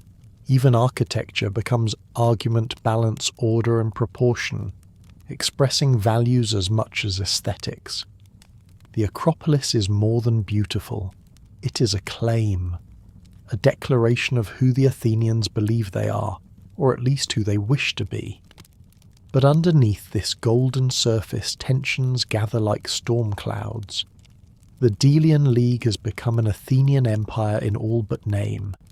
Allies pay tribute, revolts are suppressed. Naxos and Thasos learn that departure is not an option. Athens garrisons troops, imposes policy, and insists that the common good runs through her treasury. Sparta, quiet but watchful, regards this growth with suspicion. Corinth, always irritable, begins to mutter. Megara is sanctioned economically, sparking outrage, and the fragile alliance that once stood against Persia begins to splinter. The Peloponnesian League, led by Sparta, prepares. The first cracks break into war in 431 BCE. The Peloponnesian War begins not with heroics, but with raids, blockades, and shifting alliances. Sparta commands the land. Athens controls the sea. Pericles counsels patience to endure, to avoid rash battles, to let Athens' walls and fleet secure her until Sparta wearies. But the war drags on. A plague strikes Athens, sweeping through her crowded long walls. Pericles himself succumbs a victim not of politics, but of nature's indifference. His death leaves a vacuum filled by men of lesser vision and louder voices. Demagogues rise, promising victory and revenge. The war becomes less strategy, more attrition. Still, amid this conflict, Athens continues to build, to write, to think. The Parthenon is completed even as the ships burn. Philosophy does not halt for war, nor does art. It is as though the city, defiant to the end, insists that beauty and conflict are not contradictions. One stonemason, when asked why he carves so finely a piece that will sit behind a column, answers, "Because the gods will see it." A joke, perhaps, or a philosophy. This is Athens at its most paradoxical, wounded but proud, embattled but brilliant. The war will not end quickly nor clearly, but this moment when art and politics walk hand in hand through marbled courtyards remains etched in memory. The age of Pericles is not merely a historical label. It is a texture of stone warmed by sun of words carried across an amphitheatre of laws debated under plane trees. A moment when a city believed it could balance power and principle, even as the scales trembled. The Peloponnesian War presses on. But for now, beneath the shadow of the Parthenon and the unblinking eyes of Athena, Athens still glows not with certainty but with conviction. And the Greek world in all its variety watches some with envy, others with dread, and many with the uneasy sense that the brightest flames often leave the longest shadows. The Peloponnesian War, once imagined as a short correction or a strategic check, stretches into years of attrition, betrayal, and slow disintegration. Athens and Sparta, two cities so different in soul, yet so alike in pride, grind against each other like millstones, turning the grain of Greece into dust. From 431 to 404 BCE, the conflict evolves in jagged phases, not a single war, but a series of them, each revealing new layers of exhaustion and irony. Sparta holds the land with hoplite strength, burning crops and isolating Attica. Athens dominates the sea-raiding coasts and maintaining its empire through tribute and triremes. Neither side can deliver the final blow, yet both continue as though stopping would be more dangerous than defeat. Pericles' cautious strategy dies with him, replaced by ambition wrapped in miscalculation. Alcibiades, a man of golden tongue and restless energy, rises in Athens, dazzling the people with charm and promises. He proposes an audacious campaign, a grand expedition to Sicily far from the war's original theatre, promising wealth, glory, and strategic gain. The assembly agrees. The fleet sets sail with great ceremony, statues of Hermes mutilated in the night, an omen no one dares interpret too clearly. But the Sicilian expedition becomes disaster. The Athenians underestimate their foes, overextend their lines, and misread the terrain. Nicias, cautious and reluctant, leads with timidity. Reinforcements arrive too late. The fleet is trapped in the harbour of Syracuse, crushed in a final frantic battle, and the survivors are captured, condemned to quarry labour or slow death. It is one of Athens' darkest hours. Back home, political instability deepens. Oligarchic coups rise and fall. Democracy is restored only to be strained again. The navy is rebuilt, the treasury replenished with difficulty, but morale wanes. Sparta, sensing opportunity, allies with Persia, a bitter irony, as the former defender of Greek freedom now takes eastern gold to fund western conquest. With Persian support, Sparta builds a fleet and takes the war to sea. Lysander, a Spartan of cunning more than charisma, leads with quiet intensity, forging alliances and rewarding loyalty with decisive gestures. In 405 BCE at Aegospotami, the Athenian navy is caught beached and unready. Lysander strikes, annihilates the fleet, and cuts off Athens' grain supply. Athens, once mistress of the sea, now starves within its own long walls. The city holds out through the winter bones, showing through robes, silence replacing argument. In 404 BCE, Athens surrenders. Her walls are torn down, her ships surrendered, her democracy briefly replaced by the 30 tyrants, a harsh oligarchy supported by Sparta. It is a quiet, painful collapse. Some weep. Others watch stone fall from stone. One old man remarks that even statues seem to flinch. A few years later, democracy returns, but it is changed. The empire is gone. The fleet is smaller. The Delian League has dissolved into bitter memory. Sparta stands ascendant, but her rule brings no peace. She attempts to lead Greece as she led herself with severity and suspicion. Her kings used to silence and obedience find ruling over talkative cities more vexing than glorious. Allies chafe under her gaze. Thebes resents her influence. Corinth, once her ally, grows distant. Even in victory, Sparta begins to fracture. Her citizens, few in number, struggle to maintain the discipline that once defined them. Her walls remain unbuilt, her traditions preserved, but her grip loosens. One might say she won the war but lost the silence. The Peloponnesian War leaves behind more than ruins. It alters the very fabric of the Greek world. Peleus become wary, less willing to trust, more prone to mercenary logic. Hoplites are replaced by hired soldiers. Wealth flows unevenly.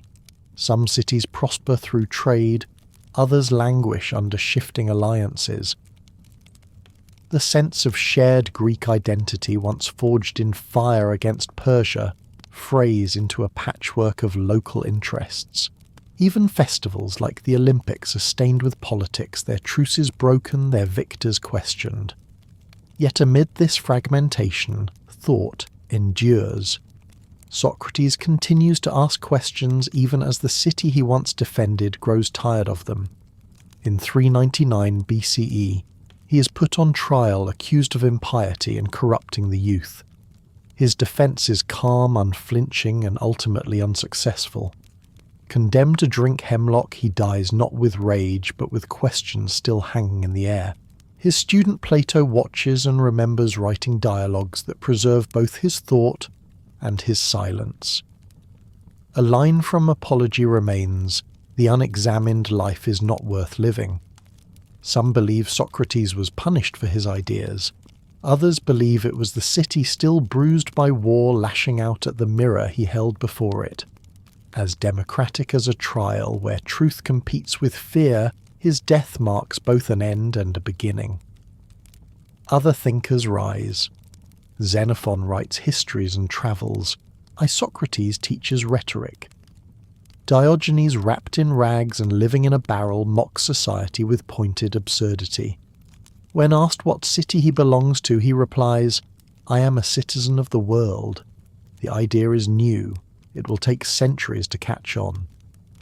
Meanwhile, Thebes and Corinth begin to challenge Spartan dominance. The balance of power tilts again.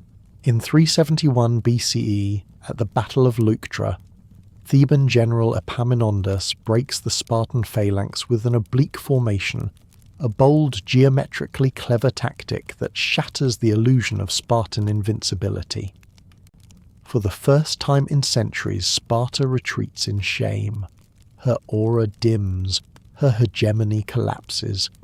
Athens tries once more to lead, forming a second maritime league. But the energy is different now, more pragmatic, less idealistic. League members are reluctant, alliances unstable. War continues in pulses and spasms, but no city emerges as the unchallenged leader. The Greek world becomes a mosaic of brilliance and bitterness, each polis turning inward, even as they orbit shared traditions. The age of empire seems past. The age of questions still unfinished. One poet writes that Greece is a chorus without conductor, where each voice sings but none harmonize. In the ruins of amphitheatres laughter still echoes. In the dusty libraries scrolls wait to be unrolled. In courtyards students debate the soul and the city. The war is over, but the story continues. And as the polis limps into the next century weakened by its own excellence, the north begins to stir, a colder land, a harder people watching, listening, preparing. But for now, Greece counts its dead, rebuilds its walls, and wonders aloud whether greatness is a gift or a burden. Even as the city-states quarrel, fracture, and recover, a different revolution unfolds, not in bronze or blood, but in thought. The classical world, battered by war and shaded by uncertainty, becomes a crucible of questions. In the shaded groves of Athens and the colonnades of gymnasia, men gather not to sharpen swords, but to refine ideas. It is an age of philosophers and questioners, of dialogues that stretch from ethics to metaphysics, from the nature of the state to the mystery of the soul. If the hoplite was the symbol of Greek, might the philosopher becomes its conscience? The memory of Socrates lingers like the echo of a gong. His method, the elenchus, asking, probing, unravelling, spreads not through books, but through the voices of his students. Plato, most famous among them, writes dialogues that carry Socratic thought into structured inquiry. In the Republic, he imagines a city ruled by philosopher kings, where justice is defined not by law, but by harmony. He speaks of the soul's tripartite structure of forms more real than matter, and of a cave where shadows deceive those who never turn to the light. His academy becomes the seedbed of philosophy in the West, a place where young men learn not what to think but how to ask. Aristotle, student of Plato but lover of categories, departs from his master's ideals with grounded clarity. Where Plato reaches for the stars, Aristotle observes the earth. He classifies animals, studies the workings of tragedy, examines constitutions. His Nicomachean ethics explores virtue as habit happiness, as the purpose of life reason as our guiding star. He founds the Lyceum where knowledge walks literally as he teaches while pacing its paths. A visitor once remarked that the Lyceum's curriculum ranged from snails to souls, and perhaps meant it sincerely. Elsewhere, other voices join the symphony. Democritus proposes atoms indivisible particles swirling in void. Anaxagoras explains eclipses without fear of divine wrath. Hippocrates gathers observations into principles declaring that disease is not punishment but imbalance. Medicine begins to wear the white robe of inquiry. The Hippocratic Oath, likely not written by him, still exhorts physicians to do no harm, to respect teachers, and to care even when cure is impossible. In Kos and Cnidos, healing becomes profession, not superstition. A dry joke circulates that a good doctor cures a better doctor predicts, and the best doctor never sees the patient at all. Mathematics and logic sharpen. Euclid will come later, but already the Greeks think in angles and proofs. Pythagoras, half mystic and half mathematician, hears numbers in music and music in the cosmos. His school believes the soul migrates and that beans contain the spirits of the dead, an oddity that earns them both admiration and flatulence-fueled ridicule. Still, his name becomes synonymous with ratio and harmony etched into blackboards across centuries. One scribe jokes Pythagoras believed all was number, except his taxes. Rhetoric and debate become necessary arts. Sophists, professional teachers of persuasion, travel from city to city teaching young men how to argue any side of any case. Their motto might as well be "truth is flexible and fees are fixed." Socrates criticizes them for selling wisdom without love of truth, but their influence remains. Protagoras declares man is the measure of all things, a statement that will echo through relativism and humanism for millennia. Socrates' more conservative champions civic virtue and national unity, warning against the chaos of unchecked logos. Art too continues to ask questions. Sculpture moves beyond symmetry into motion. Praxiteles carves Hermes cradling Dionysus not as icon but as moment soft relaxed human. His Aphrodite of Cnidos becomes the first large-scale nude female figure in Greek art, viewed not with lust, but with awe, discussed in poetry and parodied in comedy. In one tale, a young admirer hides in the temple overnight to glimpse her alone, only to flee in shame come dawn. Even statues now inspire stories. Painting, though largely lost, flourishes in vasework and murals.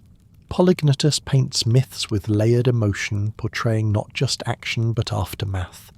The silent grief of Andromache, the hollow gaze of Odysseus. Drama likewise continues to evolve. Euripides' later plays veer toward psychological realism. His Bacchae, written in exile, explores the tension between rational order and ecstatic surrender.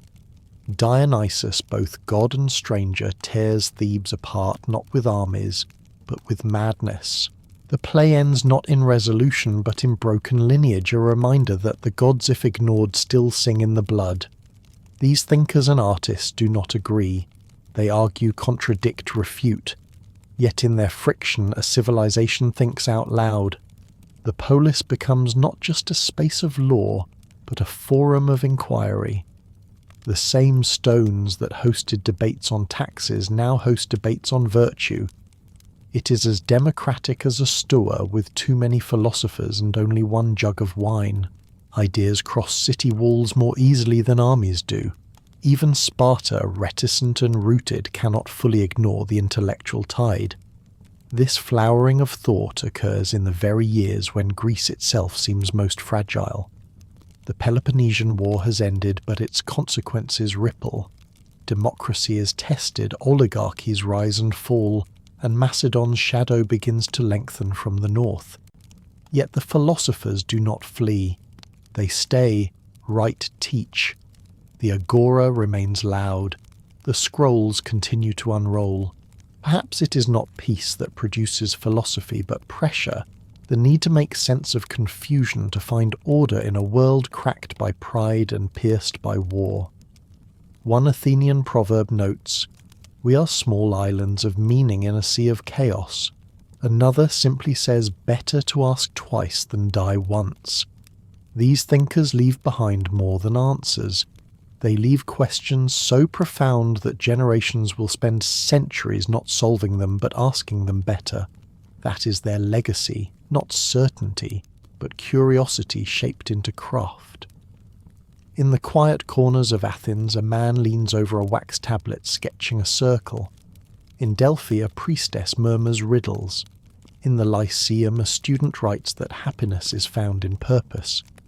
Across the agora, a statue casts its long shadow across a marble bench, where two boys argue the nature of justice, unaware that they are speaking words that will echo long after even their names are forgotten. The war may have torn Greece's body, but its mind survives restless and radiant like flame curling through olive branches in the dusk. In the years that follow the collapse of Athenian dominance and the slow ebb of Spartan hegemony, the Greek world becomes a quilt of ambition and fatigue stitched from shattered alliances, rising cities, and the long shadows of glory. No single polis commands with authority. Athens, though weary, remains intellectually vibrant and politically resilient, rebuilding its fleet and forging another maritime league. Sparta, stripped of invincibility, finds its rigid system faltering under pressure from both without and within. But it is Thebes, long overshadowed by her more famous neighbours, that now begins to stir. Nestled between Boeotian fields and mountain ridges, Thebes has always held ambition quietly like a blade beneath a cloak. The catalyst comes in the form of Epaminondas, a statesman and general of rare humility and innovation. Trained in philosophy, modest in speech and bold in action, he guides Thebes through a moment of unprecedented power. In 371 BCE, the Battle of Leuctra becomes a hinge in history. Against all expectation, Theban forces crush the Spartans using a new tactical formation, the oblique phalanx, with a deep left wing that smashes through the Spartan right. It is not just a military victory, it is a shattering of myth. For centuries, the Spartan hoplite had been considered the final word in Greek warfare. Now they lie dead on the field and their aura dies with them. Thebes seizes the moment. With Epaminondas at the helm, they march south, liberating Messenia and breaking the helot system that had sustained Sparta's power. The Peloponnesian order unravels. Sparta, for the first time in memory, is vulnerable. Thebes seeks not empire, but balance, a vision of shared autonomy among cities, a federalist ideal centuries ahead of its time. But it is not a vision all share. Thebes, like Athens and Sparta before, finds that leadership invites resistance. Corinth grumbles. Athens watches warily. Even allies begin to question Theban reach. In this delicate landscape, another conflict flickers. The Sacred War's disputes over control of Delphi and its sacred lands erupt like brush fires. The Amphictyonic League, meant to protect sanctuaries, becomes a stage for power struggles. Control of the oracle becomes a proxy for influence over the Greek world. Armies march not for gold or land, but for the voice of Apollo.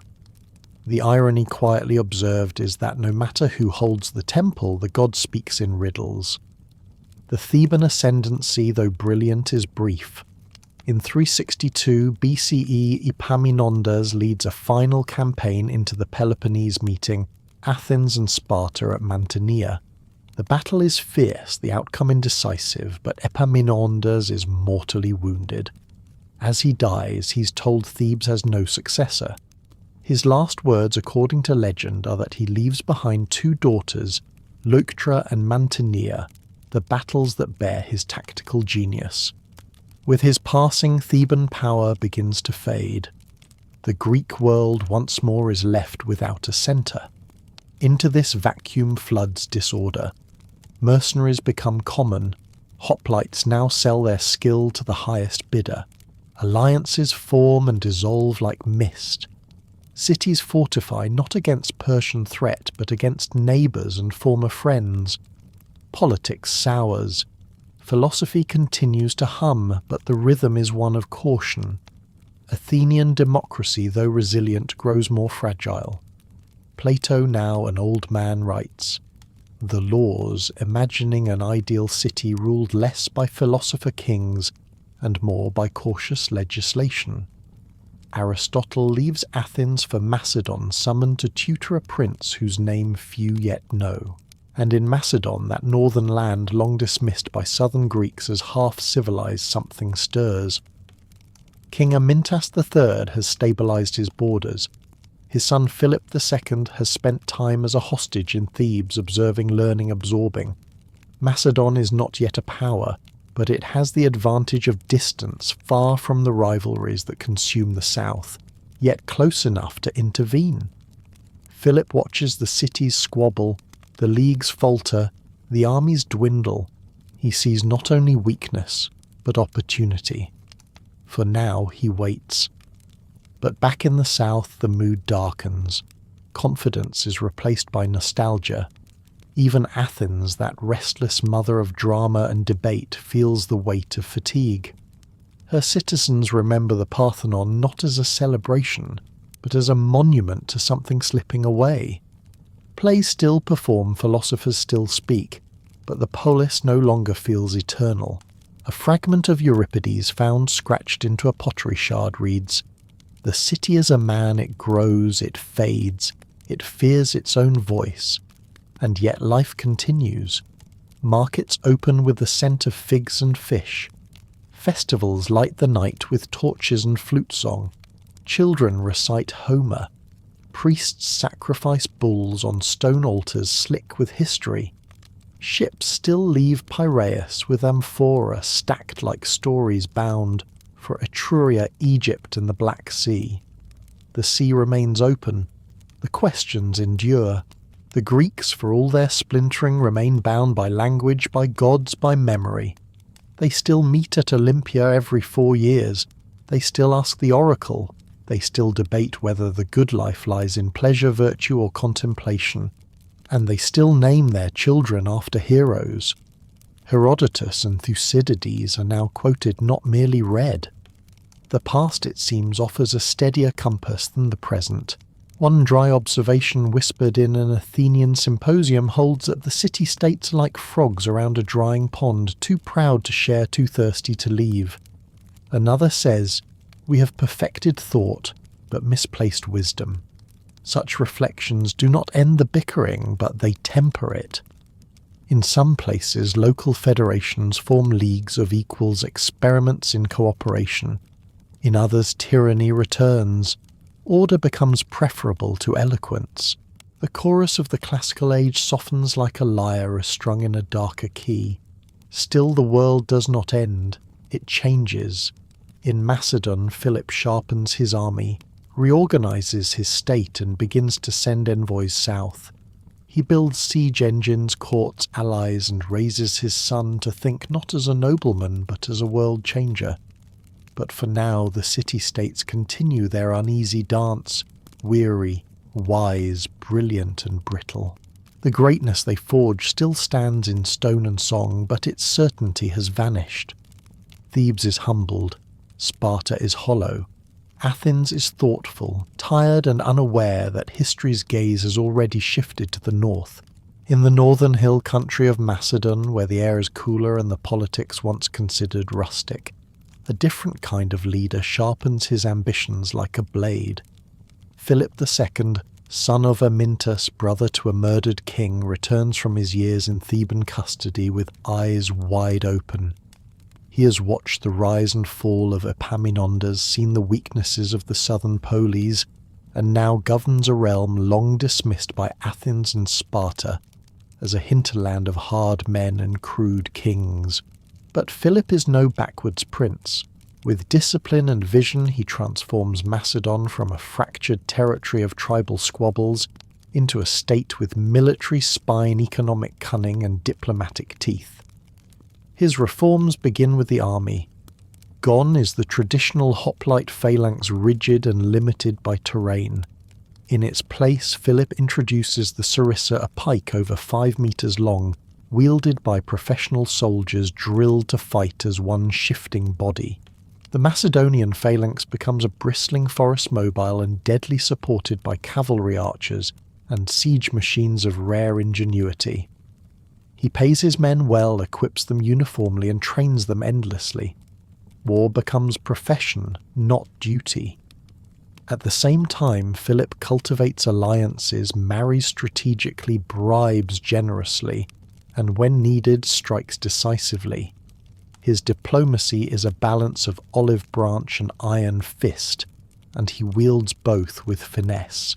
In 357 BCE, he captures Amphipolis, securing the gold mines that fund his campaigns. He expands east and north, taming unruly neighbours, then turns southward, ever so cautiously, toward the heart of Greece. His growing influence alarms Athens, which attempts fitfully to check his rise. Demosthenes, the Athenian orator, sees the threat clearly and sounds the alarm with a series of speeches known as the Philippics. He warns that Philip is no mere barbarian but a strategist playing for keeps. He is always doing something, Demosthenes says while we sit and talk. The warning is eloquent but not enough. Philip intervenes in the sacred war, entering ostensibly as a peacekeeper but remaining as a master. In 346 BCE, the Peace of Philocrates cements his dominance, though it leaves Athens bruised and divided. Some argue for cooperation, others for resistance. Thebes remains wary but isolated. Sparta, hollowed and cautious, lacks the will or means to act. The great city of Greece, once proud and potent, now look inward or argue endlessly while Macedon consolidates. In 338 BCE, the moment of reckoning arrives. The Battle of Chaeronea. Philip leads his forces into Boeotia to face the allied armies of Athens and Thebes. The field is uneven, the stakes immense. Among Philip's commanders is his teenage son Alexander, who commands the companion cavalry on the right flank. The Macedonian phalanx holds firm in the centre. Then, with practiced precision, the Macedonian line feigns retreat. The Greek centre advances into the gap, and at the critical moment Alexander charges with ferocity, striking the Theban sacred band, an elite force of lovers and warriors, famed for their unity and valour. They fight to the last man. The field is soaked with the past. The victory is total. Philip does not raise cities. He does not sack Athens. Instead, he calls a congress at Corinth and establishes the League of Corinth, a federation of Greek states nominally equal, with Philip as hegemon commander of a united force against Persia. For the first time in Greek history, the city-states are gathered under one banner, not as conquered lands, but as reluctant partners. They retain autonomy, but surrender foreign policy and military leadership to Philip. Sparta predictably refuses to join. Philip smiles and spares them the trouble of being conquered. He returns to Macedon to prepare the grand campaign, a pan-Hellenic invasion of Persia, not merely as conquest, but as vengeance for the invasions of Darius and Xerxes. He sends scouts into Asia Minor, gathers allies, and prepares his armies. In the background, his son Alexander sharpens his mind on Aristotle's philosophy and his spirit on Homer's verse. The Iliad becomes his mirror, Achilles his model. Macedon pulses with readiness. Then in 336 BCE, during a festival in Aegae, as Philip enters the theatre in ceremonial robes, he is struck down by an assassin. The reasons are murky: personal betrayal, political plot-court intrigue. Theories abound like vines. Some blame a jilted bodyguard, others whisper of Olympias Philip's wife and her son's ambitions. The truth is buried with the body interred beneath a mound, with golden armour and ivory inlays discovered centuries later in Vagina. Philip's tomb glows with silence and splendour. Alexander, barely 20, inherits a throne and a vision. The cities of Greece watch with suspicion. Some hope to break free. Thebes rebels. In response, Alexander marches south with speed demands obedience, and when refused levels Thebes to the ground, sparing only temples and the house of Pindar. The message is unmistakable. Resistance will be met not with diplomacy but with finality. The other polis submit. Even Athens, shaken, holds its tongue. Alexander now commands not just Macedon but the legacy of Greece. He's not yet the conqueror of Asia, not yet the pharaoh of Egypt or the lord of Persia. But in this moment the city-states become shadows of what they once were: proud, independent, restless, but no longer sovereign. The age of the polis ends not with fire but with a shift of weight. Authority has moved north. The language remains Greek. The gods are still honoured. The philosophers still speak. But the spear now points outward, and the crown rests on a brow raised in Macedon. Some mourn the passing of the old order. Others embrace the unity, the potential. A new age is beginning, though its full shape is not yet clear. One scholar notes that the Greeks, so brilliant in parts, now face a future assembled under a single star. Another jokes that Athens taught the world to think, and Macedon taught it to march. Somewhere in the Aegean a statue of Athena watches the horizon. Her shield quiet, her spear held loosely, as if sensing that her city's time as mistress of Greece has slipped into history's tide. Alexander stands on the threshold of empire, a young king with the blood of Philip in his veins and the verses of Homer echoing in his mind. The polis of Greece have bowed, some grudgingly, some cautiously, and now watch as this son of Macedon prepares to do what no Greek has dared since the age of myth: cross into Asia and challenge the great Persian Empire not in defence but in pursuit. In the spring of 334 BCE, Alexander sets sail from the European shore with a force of perhaps 35,000 men, a small army by Eastern standards, but one sharpened by loyalty, discipline and belief. He crosses the Hellespont and pauses at Troy, where he visits the tomb of Achilles, wreathes it with flowers and races his companion Hephaestion around the hero's sacred ground. The gesture is part pilgrimage, part prophecy, Achilles reborn in bronze and command. Back in Greece the city-states fall quiet. The League of Corinth, still formally intact, offers little more than symbolic backing. Athens keeps its fleets but sends no army. Sparta remains distant, its power flickering low. Some hope that Alexander will fall, and the old order will return. Others look eastward, curious and uncertain, wondering what becomes of Greece when its greatest warrior no longer fights on Greek soil. Alexander moves quickly. At the river Granicus he wins his first major battle, hurling cavalry into Persian lines and cutting down satraps with his own sword. Cities in Asia Minor fall many without resistance, seeing in him not a conqueror but a liberator. At each step he sends spoils and statues back to Greece, gifts to Athena, bribes to memory. In Athens, philosophers debate what his campaigns mean. Is he a tyrant cloaked in purpose, a king of kings, a mere Macedonian with too much momentum? Diogenes, when told that Alexander wished to meet him, simply replies, "Tell him to step out of my sunlight." The remark travels across Greece like wildfire, a defiant joke in an age no longer ruled by jesters. Meanwhile, in Thebes, now rubble silence endures. The price of rebellion has been made permanent. Alexander defeats Darius III again at Issus, then marches south to Egypt. There he is welcomed as a liberator and crowned pharaoh.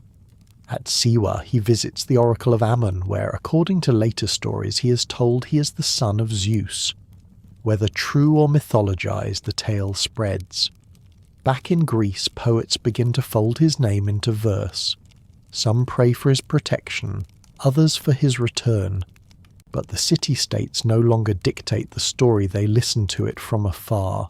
By 331 BCE, after defeating Darius a third time at Gaugamela, Alexander becomes master of the Persian world. Babylon opens its gates. Persepolis burns whether as revenge or revelry, and with it the palace of Xerxes, the very hand that once scorched Athens. A circle has closed, though not all notice. In Athens, the flames in Persia are discussed with wine and ambivalence. Some see justice, others see hubris. But few deny that Greece, for all its quarrels, now stands behind one name. Alexander adopts Persian customs, dresses in Eastern robes, marries Eastern queens. He dreams not of Greek empire, but of fusion East and West, joined in a single political and spiritual order. In Susa, he hosts mass weddings, pairing Macedonians with Persian brides. His soldiers grumble. The old Greek suspicion of the foreign resurfaces. In Athens, a man mutters, "Soon we'll be bowing to our own reflections." But Alexander's vision presses forward. His return to Greece is promised but never comes. He marches deeper into Asia, reaching the edge of India before his weary troops demand to turn back.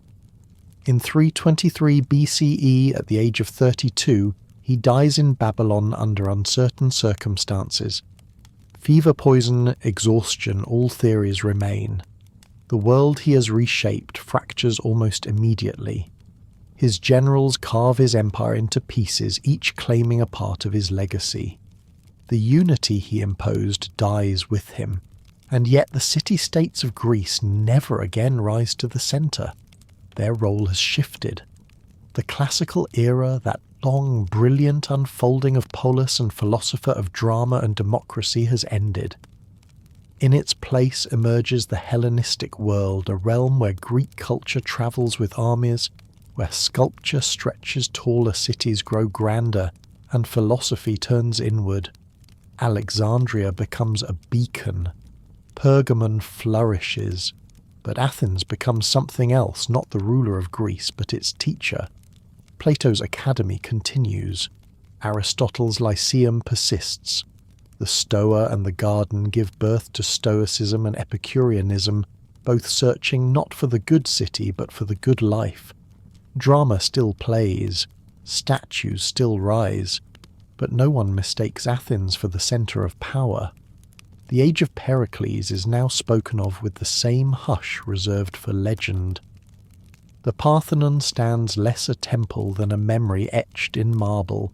One old man sits in the shade of a crumbling stoa and tells a child, "We once ruled ourselves and no one ruled us. We once walked with the gods." The child nods, then asks who Alexander was. The answer is long and winding. Greece has not vanished. It has changed. Its soul, once held in the small stone boundaries of independent polis, now stretches across continents. Its language becomes the tongue of kings, its myths woven into distant temples, its questions carried into new lands. But the polis, that sharp-edged, fiercely proud city-state, fades like ink in rain. What remains are statues with chipped noses, plays with half-lost lines, philosophy spoken beneath dusty olive trees, and a whisper of something vast, something beginning just as the old world ends. And now the cities sleep. The columns stand still in the hush of twilight, casting long pale shadows across the silent agoras. Stone temples weathered by wind and soft rain bear witness to a world once alive with argument and song. The footsteps have faded, the assemblies dispersed, yet the marble remains warm with memory. In the hush of the olive groves, cicadas drone like ancient lyres, and the sea brushes the shore with a voice older than any polis. Beneath the soft light of the moon, Athens no longer shouts, she murmurs. Sparta does not march, she waits. Thebes, Corinth, Delphi all breathe slowly now, tucked beneath soil and sky. The theatre seats gather dust, the scrolls lie still, the votive offerings crumble gently beneath fig leaves. Nothing moves but the wind, and even it seems thoughtful.